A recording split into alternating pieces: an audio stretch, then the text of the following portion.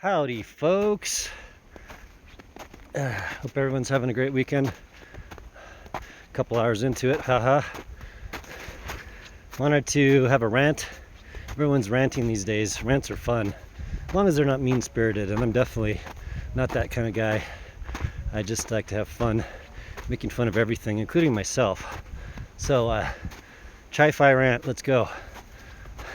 We got Kryn out there hyping his own stuff and then trashing other stuff, calling it mid, which I kind of find funny myself. And say this much, he's right, because SimGots are mid, and I don't care what anyone says, they're tuned like shit. There's a lot of good points, and a lot of the shit I can't stand is in those. Scooped mids, high biased, incredibly strong treble and air, new. And then, but I tried his, Kryn's red, whatever the hell, red zero, and it really lacks in pop factor. And to be clear, generally IEMs that pop real hard out of the box get fatiguing, but this stuff is like, what's really strange about it is that it shouldn't sound that dark based on everything else, every other graph I've seen, but it is. So like, I don't know, dark, not really pop factor, an absolute shit ton of sub bass that floods the ear canals with air.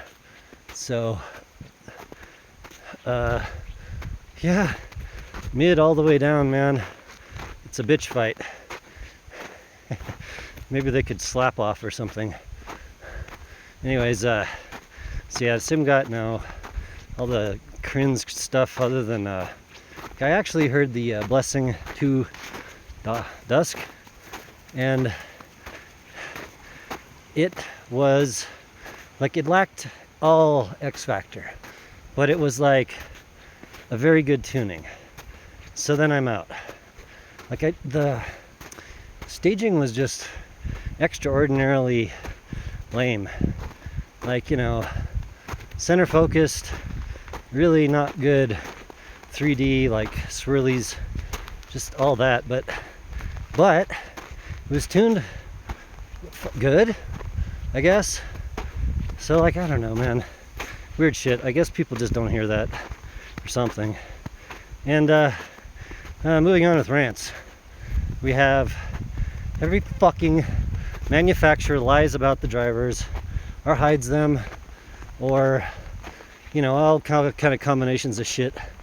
I think basically because they know that if they're actually forthright with the information, then people are gonna jump on Ali or Alibaba or whatever the hell and fucking buy them, make their own shit. Because it's not like 90% of dynamic driver sets are fucking potato level tuning. By that I mean they have a damper on the back of the driver, they have a damper in the front bore vent, and then on top of the bore itself. And come on, man. 9,000 fucking headphones have that. Over 9,000 easily. Fucking bullshit. Like, do something special like Twilight. There's a lot of other ways you could add some specialness to it. One thing I did notice is that probably a majority of IEMs that have a hard bass, a sub bass shelf, so what I mean is they tip up and up and up into the subs, they never roll down. Those have a high level damper, like a high value, in the front vent, which allows them to vent a tiny bit of air so you don't get a pressure buildup, but keep all the sub bass. So that's basically just pretty well the same as blocking the vent, except for allowing pressure relief, which is a good thing, but it's worth knowing what that is.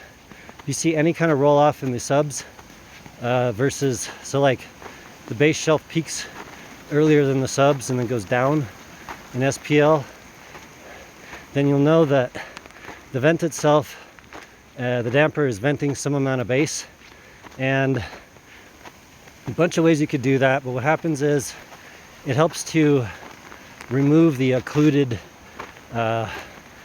audio system function from your ear. It helps to remove it. I'm not saying it does.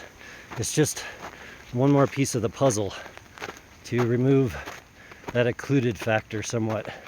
And of course, I've yapped about this, but the more you open that vent, the less occluded you are, the more like real life it's going to sound, essentially.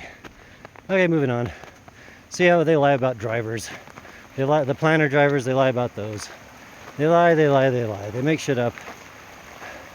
You know, I just saw this DITA, DITA XLS something, dynamic driver IEM, kind of expensive. And you look at it, it's very, very pretty. What they did is they put a pretty fucking shell around the dynamic driver so you can't tell what it is. It's like, oh my god, that's fucking bullshit. Okay, so we got all that. Then next we have, there's only like fucking 4 or 5 fucking Chifi companies out there, dudes. They all have a billion brand names. It's hard to say if they don't have like, I don't know, like different people that work at the company that manage, you know, the different brands. Probably maybe slightly different tunings, but they're the same fucking company. So stop picking sides. Really no sides to pick, man. And I'm sure all these 4 or 5 companies at the end of the day, they go and fucking have a beer and laugh about it, controlling the whole fucking market. So one way you can think about that is which ones are outliers. So we got Sony, which hasn't released an IEM in 9,000 years. We got some American brands, so like Campfire, who are that's for another rant video for me. Oh, fuck it, this is a rant video. I made an Eru, and that was my very, very first planner tuning that I thought was special. And I sent it off to Paul Wasabi and gave it to him. And let's just say this.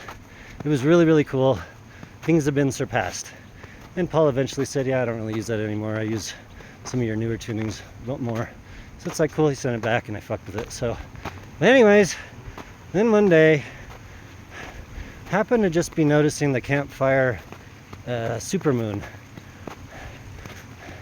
which is I think it started out at about $1,600, now it's down to like $1,100. One planner driver, really, really fucking pretty IEM. And the thing is, that's the same fucking tuning as my Eru, like exactly. So, although mine's better matched, and arguably I fixed some of the peaks in the treble better than they did. Theirs is definitely more stabby in a few places, but the same graph exactly. So it's like, fucking hell, fucking turds. So I don't know, I've heard from other people those guys are shitheads. Well, never mind using Belsing fucking BAs on their, I don't know if it was the Solaris or the Andromeda or something, but yeah, that's fucking sweet, and telling people they were nulls. So that's an American company, piece of shit. So yeah, it's like, which companies aren't pieces of shit? I don't know, man. You know, when it comes to business and the relationship between buying things and selling them, stop fucking acting like you're a company's friend. You're not.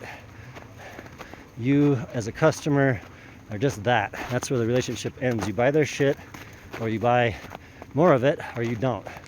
But they don't care.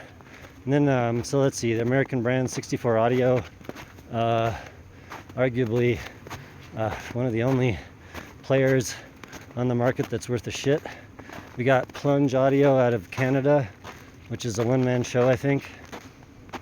And clearly means it, takes his time, backs it up with customer service, repairs, whatever, you know.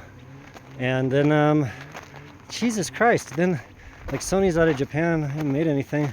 I'm having a hard time. I mean, there's probably plenty of companies in other countries that I don't know about, but if we're talking brand names that are like, they're on the people's minds, I'd be hard pressed to figure out anything else. So bottom line is, this is a small industry, but they act big. And so there's some rants.